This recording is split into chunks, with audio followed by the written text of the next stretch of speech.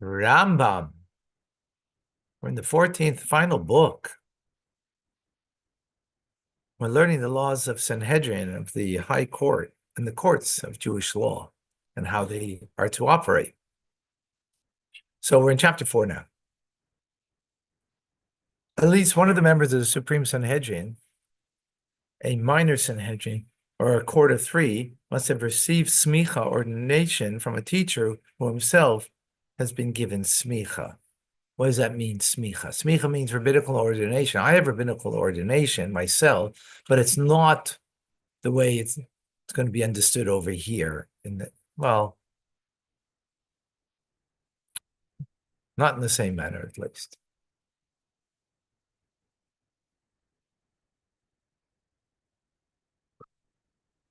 Okay. Let's understand. Okay, our teacher Moshe ordained Joshua, by placing his hands upon him, as it says, and he placed his hands upon him. That's what the word smicha means. Smicha means to be soimech, trying to think of the right proper translation. It means to. Oh my God. Well, it as a result, it's a transference, but it's to like lay to lean. It means to lean. It means to lean, right?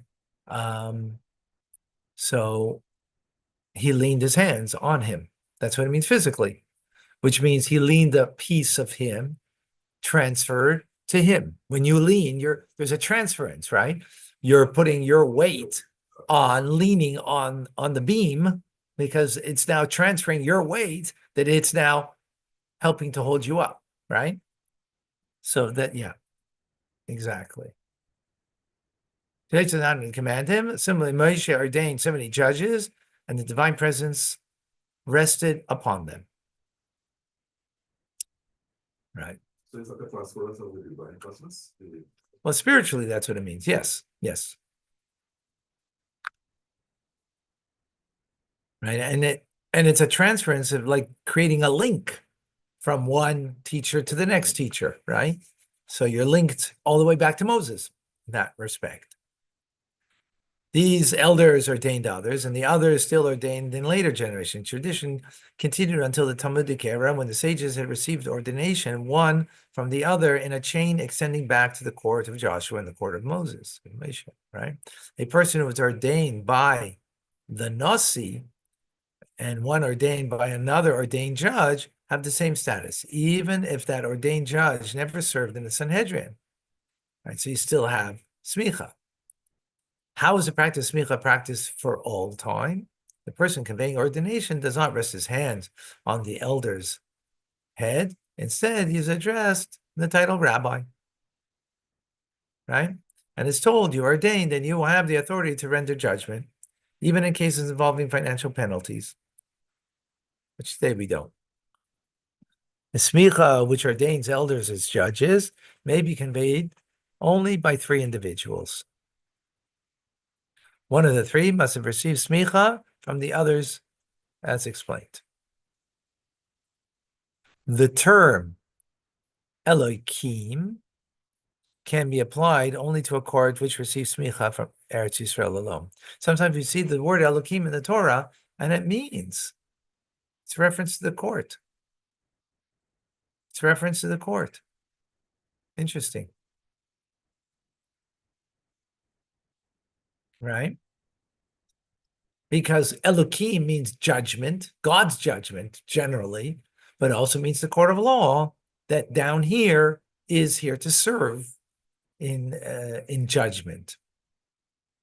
They are wise men who are fit to render judgment, who were scrutinized by the court within Eretz Yisrael, which appointed them to and conveyed smicha upon them. At first, whoever had received smicha would convey smicha on his students. Afterwards, as an expression of honor, Hillel, the elder, the sages ordained that smicha should be conveyed upon anyone.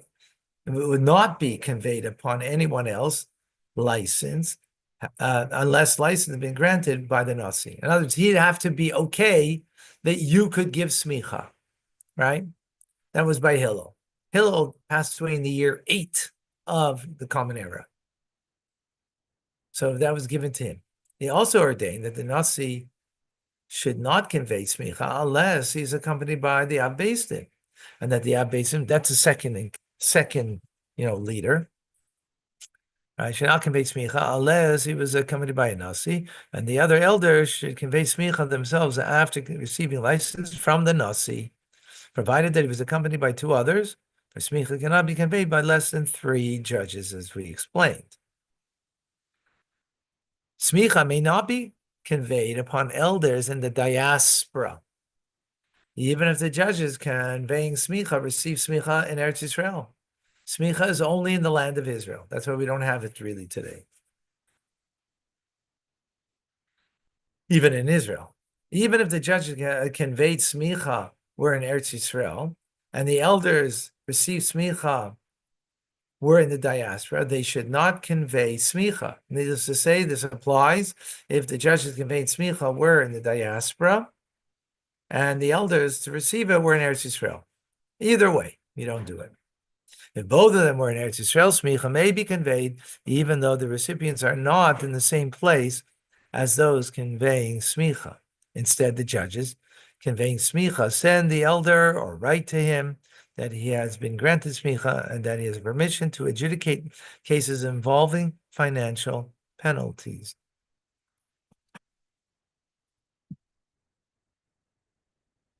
Judges who themselves were granted smicha may convey smicha upon many individuals, even 100. At one time, King David once conveyed smicha on 30,000 individuals in one day.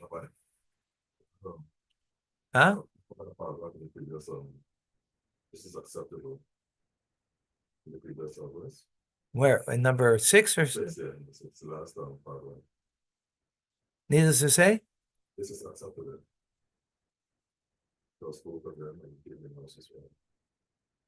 Both of them are located.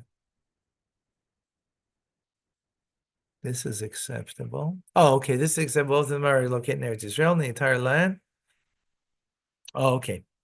Eretz Yisrael, the entire area of Eretz Yisrael, which is Jews who had left Egypt, took possession of it, is fit to have smicha conveyed within it. Thank you. Okay. Yeah, okay. So number 7, judges and themselves can grant smicha as many, convey smicha many individuals, even 100. And one time King David conveyed smicha to 30,000 individuals in one day. Ooh la la. That's something.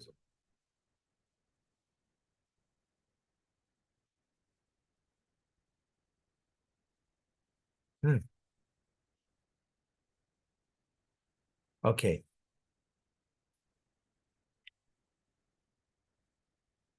Okay.